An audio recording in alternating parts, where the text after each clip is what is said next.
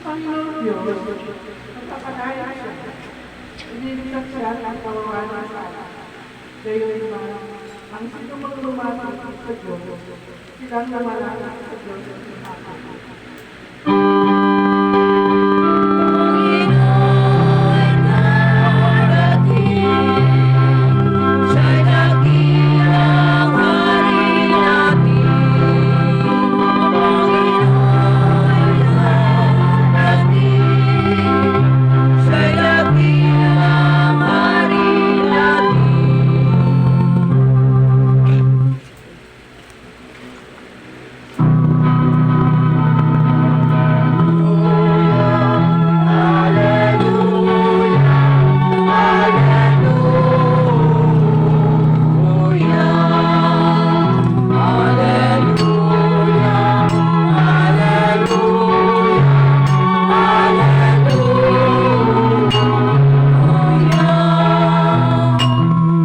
Kanina, susunod kayo. Binubutang ko ang lahat ng papalagay.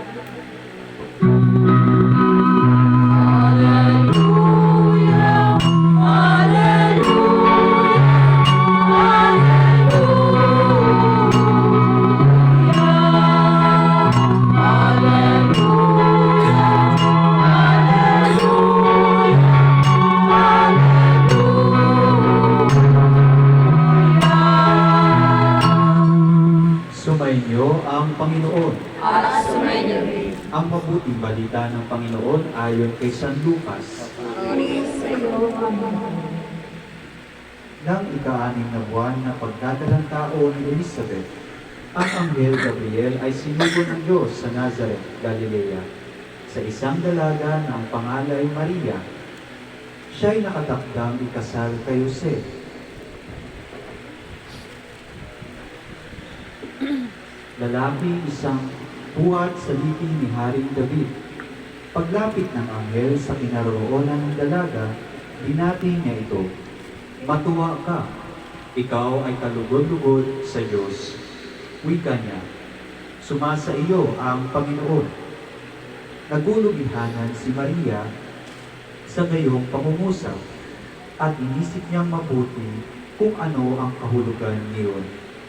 Kaya sinabi sa kanya ng anghel, "Huwag kang matakot, Maria, sapagkat kinalulugdan ka ng Diyos. Makinig ka, ikaw ay maglilihi at manganganak ng isang lalaki, at siya'y tatawagin mong Jesus. Magiging dakila siya at tatawaging anak ng kataas-taasan. Ibibigay sa kanya ng Panginoong Diyos ang trono ng kanyang amang si David. Maghahari siya sa angkan ni Jacob magpakailanman, at ang kanyang paghahari ay walang hanggan." "Paanong mangyayari ito, gayong ako'y dalaga?" tanong ni Maria. Sumagot ang anghel, "Bababa sa iyo ang Espiritu Santo, at nililiman ka ng kapangyarihan ng kataas-taasan. Kaya't banal ang ipanganganak mo, at tatawaging anak ng Diyos. Natatandaan mo ang iyong kamag-anak na si Elizabeth. Alam ng lahat na siya'y bao, ngunit naglihi siya sa kabila ng kanyang katandaan. At ngayon ika-anim na buwan na ng kanyang pagdadalang tao, sapagkat walang hindi mapangyayari ang Diyos." Sumagot si Maria, "Ako'y alipin ng Panginoon. mangyari sa akin ang iyong sinabi. At nilisan siya ng anghel. Ang mabuting balita ng Panginoon. Magandang gabi po sa inyong lahat. Magandang gabi po. Na mayroong pusong pag natin nakukuha or minsan nagkakaroon tayo na magiging malabo ang ating kinabukasan, minsan nagkakaroon tayo ng feeling ng takot sa ating mga sarili. Kagaya lamang ng takot din na naramdaman ni Maria nung siya'y nagpakita sa kanya ang anghel ng Panginoon. Pero anong sinabi ng angel Gabriel sa kanya? Ang sabi sa kanya, huwag kang matakot. Ito po ay mensahe hindi lamang para kay Maria, kundi para sa bawat isa sa atin. Sa bawat pagsubok, bawat problema na ating kinakaharap, o bawat plano na hindi natutuloy, huwag po tayong matakot. Dahil alalahanin po natin, pinanganak ang ating Panginoong Diyos na naging halang Emmanuel, na ang kahulugay na sa atin ang Diyos. At kailanman hindi niya tayo lilisanin o iiwanan. Kahit na tayo'y nagkakaroon ng kalungkutan, nagdurusa, at minsan meron tayong kakulangan. Naging Emmanuel, ang Diyos sa piling natin. Ang kanyang pagiging kapiling natin ay bukal ng kasiyahan at lakas. Ipagkatiwala natin sa Kanya ang ating mga alalahanin at pag-asa habang nananalangin. Panginoong Jesus, makapiling ka nawa namin. Panginoong Jesus, makapiling ka nawa namin.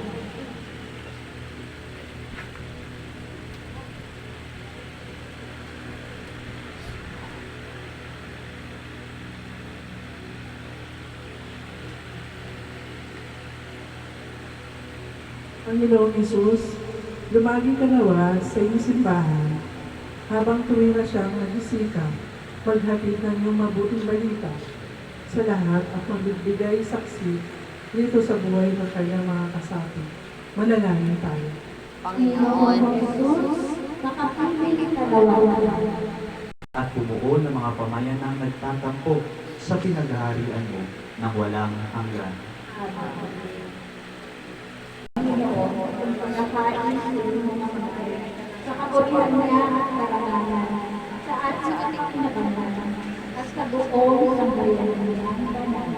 Ama naming lumikha, ang mga alay namin nakahain sa iyong dambana ay pabanalin nawa ng paglubog ng banal na Espiritu na pumuspos sa sinapupunan ng mahal na Birheng Maria upang magdalang tao at magsilang sa iyong anak na siyang namamagitan magpasawalang hanggan. Amen. Sumainyo ang Panginoon. At sumainyo. Itaas sa Diyos ang inyong puso at diwa. Itaas namin sa Panginoon. Pasalamatan natin ang Panginoong ating Diyos. Para kung siya'y pasalamatan. Ama naming makapangyarihan, tuling ang marapat na ikaw ay aming pasalamatan sa pamamagitan ni Jesucristo na aming Panginoon. Ang pagsusugo mo sa Kanya ay itinahayag ng lahat ng mga propeta. Ang pagsilang niya ay pinananabikan ng mahal na Birheng kanyang inang tunay sa kapangyarihan ng Espiritong Banal. Ang pagdating niya ay inilahad ni San Juan Bautista sa kanyang pagbibinyag. Ngayong pinaghahandaan namin ang maligayang araw ng kanyang pagsilang. Kami nananabik at nananalangin lubos na makaharap sa kanyang kadakilaan. Kaya kaisa ng mga anghel na nagsisiawit ng papuri sa iyo, na walang hukay sa kalangitan, kami nagbubunyi sa iyo kadakilaan.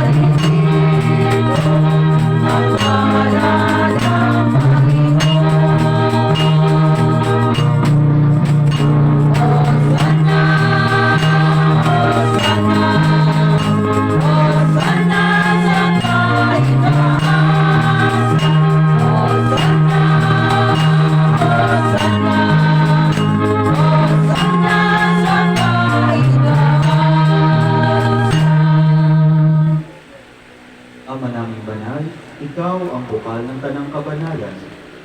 Kaya sa pamamagitan ng iyong Espiritu, gawin mong banal ang kaloob na ito upang para sa amin maging katawan at dugo ng aming Panginoong Hesukristo. Bago niya pinagtiis ang pusang loob na maging handog, hinawakan niya ang tinapay, pinasalamatan kanya, pinaghati-hati niya yun, iniabot sa kanyang mga alagad at sinabi, "Tanggapin ninyong lahat ito at kanin. Ito ang aking katawan na ihahandog para sa inyo."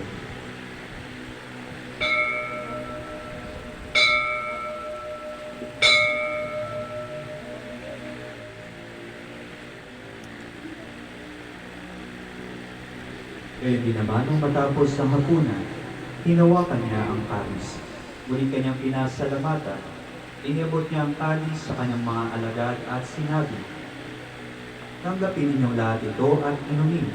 Ito ang kalis ng aking dugo, ng bago at walang hanggang tipan.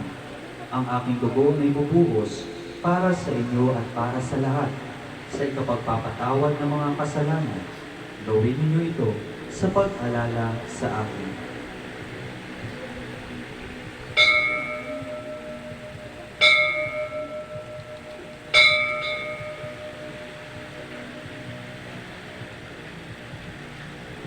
Ipagbunyi natin ang misteryo ng pananampalataya. Si Kristo ay namatay, si Kristo ay nabuhay, si Kristo ay babalik sa wakas ng panahon. Ama, ginagawa namin ngayon ang pag-alala sa pagkamatay at muling pagkabuhay ng iyong anak. Kaya iniaalay namin sa iyo ang tinapay na nagbibigay buhay at ang kalis na nagkakaloob ng kaligtasan. Kami nagpapasalamat dahil kami iyong minarapat na tumayo sa harap mo para maglingkod sa iyo. Isinasama namin kami magsasalo-salo sa katawan at dugo ni Kristo ay magbuklod sa pagkakaisa sa pamamagitan ng Espiritu Santo. Ama, lingapin mo ang iyong simbahang laganap sa buong daigdig. Puspusin mo kami sa pag-ibig kaysa ni Leon na aming Papa at ni Roberto na aming Obispo at ng Tanang Kapalitan. Alalahanin mo rin ang mga kapatid naming nahimlay nang may pag-asang sila'y muling mabubuhay. Gayon din ang lahat ng mga pumanaw